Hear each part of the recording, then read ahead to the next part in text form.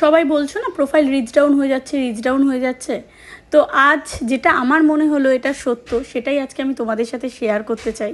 তো এটা হলো 7 ব্যাচের ফার্স্ট ক্লাস ডেমনস্ট্রেশন লুক, যে লুকটা আমি তোমাদের সাথে শেয়ার করছি, এবং অবশ্যই জানাবে তোমরা এই লুকটা কেমন লাগে। আমিও না আগে তাই ভাবতাম যে প্রোফাইলটা হয়তো রিচ ডাউন হয়ে গেছে, কারণ আগে যখন কোনো পোস্ট সারতাম পোস্টে কত লাইক আসতো, এখন কিন্তু লাইক আসে না।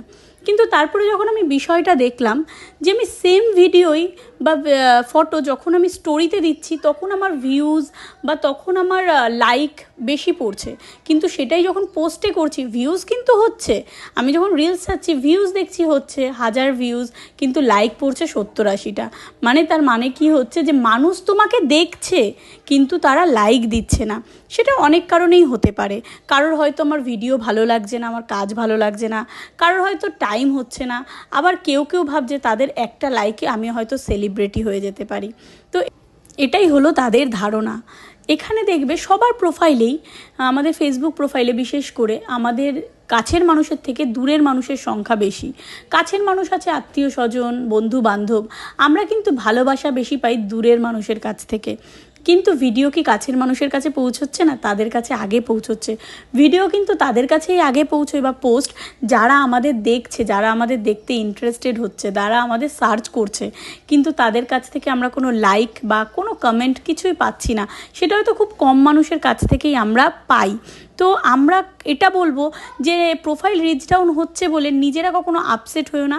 নিজেরা যে যা কাজ করছো তোমাদের কাজ তোমরা করে যাও, ফলের আশা করো না। মানুষ সবসময় আগে নিজের ভালো চায়, তারপরে তোমার ভালো চাইবে, সে যত কাছের মানুষই হোক না কেন। কারণ সে কিন্তু নিজের থেকে তুমি আগে ভালো থাকো সেটা কিন্তু কখনোই চাইবে না। তো এইটাই হচ্ছে সব থেকে বড় সত্য। কারণ তুমি যখন দেখছে যে তারা যে না একটা স্টেপ করে তুমি এগোচ্ছ, তখন কিন্তু মানুষ তোমাকে সবসময় চাইবে নিচে টেনে ধরতে।